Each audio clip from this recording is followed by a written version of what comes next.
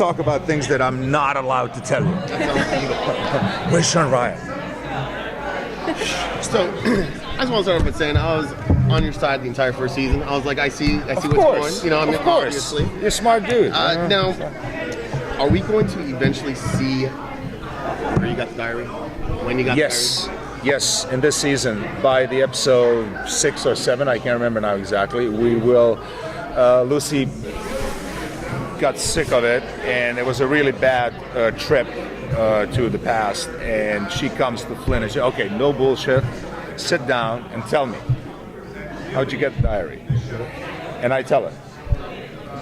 And Perfect. that's as far as we're gonna go. Okay. But it's an interesting story that sets up kind of like the new third season, and it's changing of the rules, and you know, it's like the future is gonna bring new technological developments, and I can't say more than that. Sean Ryan's gonna literally shoot a little bit at more me. forward, or the possibility of jumping forward. We'll see. You know, it's like everything is open. But yeah, we definitely will see how Flynn ends up with the journal. Yeah. Do you at all have a desire to just steal the lifeboat this season? We've been discussing that, and Flynn tried so many times, and he had a better lifeboat. He didn't need a charger. He had a plutonium device that was actually, the lifeboat was always charged. And he had resources, and he was not able to bring his family back. So now in this situation, he knows if he steals the lifeboat, he doesn't have a support mechanism to maintain this kind of like crappy lifeboat, because his lifeboat was so much more advanced. He's kind of like, first time he sits in this lifeboat, it's kind of like really? Like is this thing gonna explode or something? You know, it's kind of funny. So no, he kind of like thinks they figured out finally that Rittenhouse is a bad guy, and they're going after it. So he's like, they're aligning the interests, and he's gonna be with them as long as they do the same thing that he wants to do. But how long that's gonna take, we'll see. You know. But for now he's going to be happy. But he's still in jail. He's going to come out soon. You're going to probably see it in about half an hour. Yeah. Flynn's priority has always been his family, but now he's sort of aligned with the Time Team. If he had a chance to get his family back, would he think twice about betraying the team? At this time, probably he would, because he knows, as we are going to see, I don't know where we are now he knows that whatever's given can be taken as easy. You know, so Rittenhouse now with the lifeboat, they can actually bring his family back if they want, just to mess up the whole team and make Flynn, I mean, maybe they can blackmail Flynn with, we're going to bring your family back if you're going to damage the lifeboat or the Time Team. So there's a lot of possibilities. So he's definitely not want to do anything like that. He wants to play with Time Team and try to destroy Rittenhouse in the past, because that's the only way to get his family back. So he's not going to go try to do it like, kind of like small incisions here and there. They're really going for destruction of the Rittenhouse deeper in the past. And that way, if they complete that, one day they come back, things should be back to where they were. Speaking of old school Rittenhouse, I know you haven't had to interact with him. What do you think of what Lucy's grandfather is trying to do? Well, we have kind of detailed explanation in this season. I mean, it sounds a little bit vague in the first. When you just hear it, but it's kind of like, what Nazi Germany tried to do with the Aryan race. They tried to purify. If you see a man in a high castle and that struggle with son who is challenged development, they would just destroy all of that.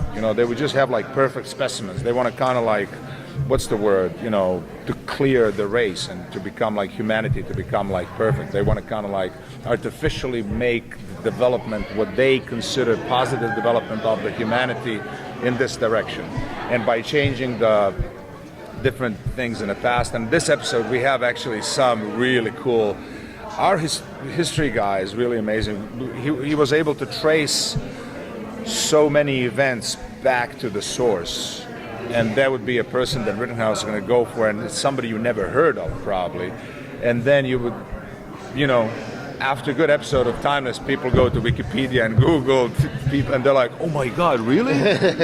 So we're going to have a couple of surprises like that. And you're going to see that this one person, that because of something he did, that all these things happened, this big tree kind of grew in the future. And if you really remove this one person, there's a good possibility that tree is going to be much smaller or not even developed.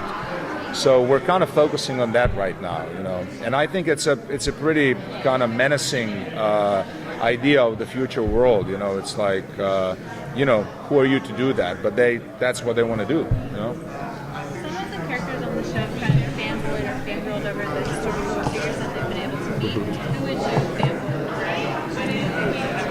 fanboy? Well, my character, especially in the last season, was so on a mission that he wasn't kind of fanboying or whatever. But I had a little bit kind of like when I walked into that tent of General Santa Ana.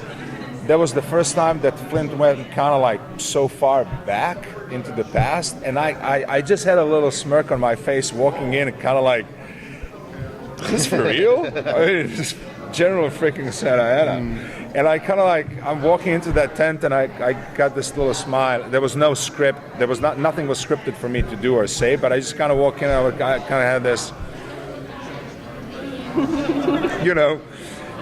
It was just the fact that he kind of like, when you see him killed Abraham Lincoln, that's pretty much as big as it can get, So he was not fanboying over that. He just literally executes the guy.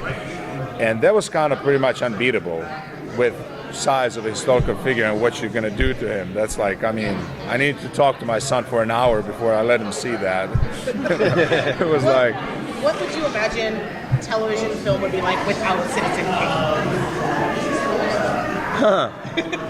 Kane? Yeah, no, have you seen the episode? Yeah, I've seen the episode. Okay. Yeah, that's an interesting question,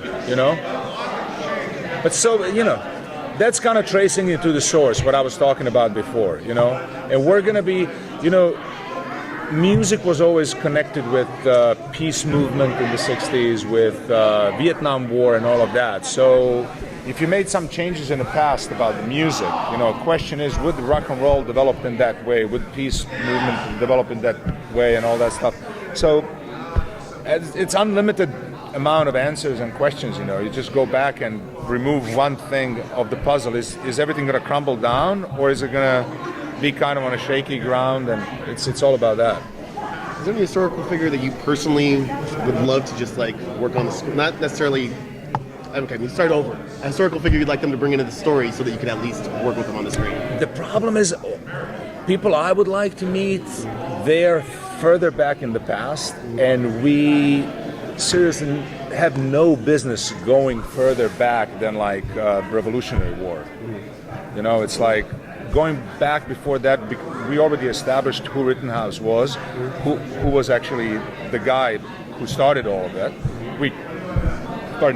We killed the guy, and his line continues. We could come up on something, if the show continues. If Bonnie and Clyde into this whole thing, it seems like you bring pretty much any. I'm more into kind of like, if you talk about geeking into history, I would kind of like to see Michelangelo. I would like to see, safely, like building of the pyramids. I don't want to end up as a guy pushing a rock or something, but you know what I mean.